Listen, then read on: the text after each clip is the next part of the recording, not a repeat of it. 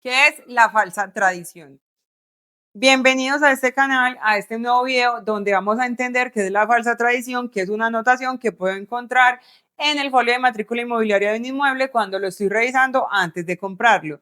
Pero antes no olvides darle al botón de la campanita para que te suscribas en el canal y sigas aprendiendo de todos estos temas que te pueden ayudar a comprar viviendas sin ningún dolor de cabeza. Soy Lady Noreña, mamá de 2 bendiciones, 2 gatas, abogada inmobiliaria y emprendedora.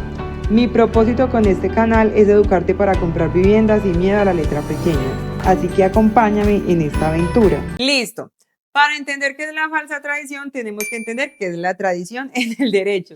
La tradición en el derecho, en traducciones, porque si me pongo aquí a explicar, complico mucho el video, es cuando yo realizo la venta, ¿cierto? Y la venta en el derecho colombiano requiere dos formalidades. Primero, que la compra-venta del documento se eleve a escritura pública. Y segundo, que esa escritura pública se lleve a registro para que sea completamente oponible a los terceros que quieran adquirir a futuro ese inmueble, ¿cierto? Cuando yo digo que tengo una falsa tradición, es porque estoy adquiriendo el dominio de una persona que realmente no es la dueña, ¿cierto? Esto, digamos que las falsas tradiciones ahora no es tan común verlas en los certificados de tradición y libertad, aunque se ven poquito, pero se ven. Y es muy grave, ¿cierto?, que aparezca en un certificado de tradición y libertad, o sea, en un folio de matrícula inmobiliaria de algún inmueble que a mí me interese, porque la falsa tradición no se sanea sola. ¿Qué quiere decir que no se sanea sola? Que aun si yo estoy comprando de buena fe, ¿cierto? Si yo estoy comprando un inmueble que tiene una falsa tradición, quiere decir que le estoy comprando a quien no es el dueño del inmueble o que no es el dueño completo de ese inmueble, no quiere decir que a mí me van a escriturar por otra forma diferente a la falsa tradición. Es decir, si yo veo esa anotación en el certificado de tradición y libertad, lo primero que va a suceder es que si hay un banco de por medio, no me va a desembolsar el crédito porque el estudio de título va a salir con concepto desfavorable porque de entrada esta anotación me dice: cuidado que le estás comprando a alguien que no es el dueño completo de este dominio, de este inmueble. Ya les voy a poner un ejemplo para que a todos nos quede más claro. Y segundo, esto va a decir el banco: no, pues si esta persona no es el dueño, el verdadero dueño del inmueble, pues yo no te voy a desembolsar, ¿cierto? Entonces esto va a hacer que si yo quiero comprar un inmueble con esta anotación, que sería completamente irresponsable de entrada, lo tenga que comprar de contado. ¿En qué inmuebles suele aparecer mucho la falsa tradición? En los lotes o en los bienes rurales, ¿cierto? Porque antes la gente iba inscribiendo posesiones, que también ya les voy a explicar qué es una posesión, sin tener una titularidad de ese dominio. Ahora, para clarificar un ejemplo, no hay nada que clarifique más que los ejemplos. Supongamos que mi adorada madre fallece, ¿cierto? Cuando ella fallece, hay 6 herederos de un apartamento que ella tiene, porque yo soy de una familia grande, conmigo somos 6 hermanos, pero yo decido que dármelas de una abogada que sé mucho y le digo a mis hermanos: vendamos el apartamento, ¿cierto? Lo vendimos y todos los 6 firmamos la escritura. Pues ahí se va a generar una falsa tradición. ¿Y por qué? Porque antes de nosotros, los herederos de mi mamá, vender ese inmueble, ¿cierto? Hay que hacerse una sucesión, ¿cierto? Porque antes de la sucesión, así mi mamá ya no esté en vida en este plano terrenal, en los documentos ella sigue siendo la dueña de ese inmueble, ¿cierto? Y la titularidad de ese inmueble no va a pasar de manera automática a mí y a mis hermanos, que son los otros herederos de ella. Hay que hacer un paso previo para que nosotros podamos vender ese inmueble.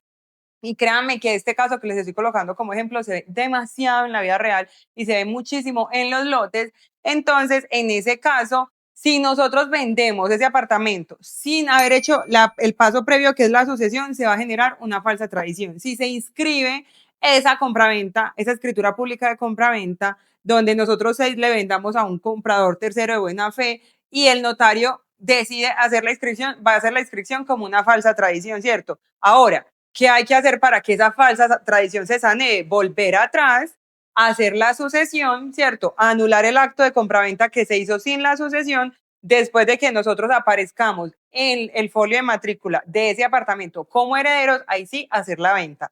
Ese es el camino correcto. El otro ejemplo de la posesión que yo les mencionaba, en los pueblos yo no sé si pues ahora se presentará mucho, pero anteriormente sí, si había, por ejemplo, un lote en el que aparentemente no había un dueño, ¿cierto? Y yo empezaba a poseerlo, ¿qué quiere decir poseerlo? Le ponía la cerca, le construía una casa, le ejercía actos de señor y dueño, pero no soy el dueño, o sea, no tengo una titularidad, no tengo una compraventa, no tengo una donación, no tengo una permuta, nada que me avale como el dueño.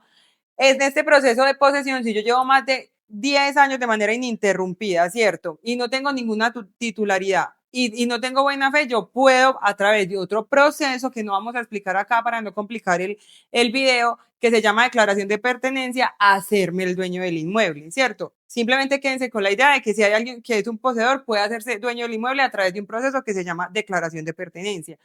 Pero supongamos que esta persona no hizo las cosas como se deben de hacer, sino que simplemente dijo, fue a la notaría del pueblo y dígame, inscríbame como poseedor, ¿cierto? Y con el tiempo empezó a vender partes de ese lote, que la gente lo suele hacer mucho. Divide los lotes, dicen, bueno, aquí pueden construir en un espacio de 200 metros una casa. Las personas le empiezan a comprar, ahí se genera otra falsa tradición. ¿Por qué? Porque la persona que está vendiendo, aunque puede llegar a ser el dueño a través del proceso de declaración de pertenencia, no lo es en el momento en el que está vendiendo ese dominio.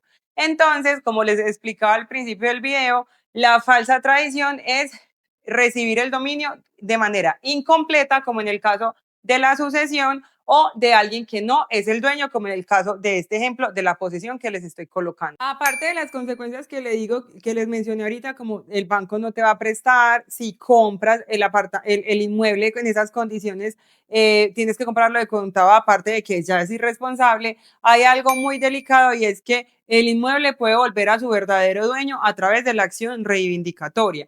O en el ejemplo de la sucesión que les venía colocando, también se puede generar una falsa sucesión, una falsa tradición, perdón, si por ejemplo nosotros, mis hermanos y yo, si hacemos bien de manera correcta la sucesión, pero yo a la hora de vender el inmueble me aprovecho de mi conocimiento y excluyo a mis hermanos de la venta, ¿cierto? Y le digo a la persona que me está comprando que yo soy la única heredera, o incluso yo solita adelanto la sucesión y le digo al notario, yo soy la única heredera de mi mamá, y saco a mis hermanos de la sucesión.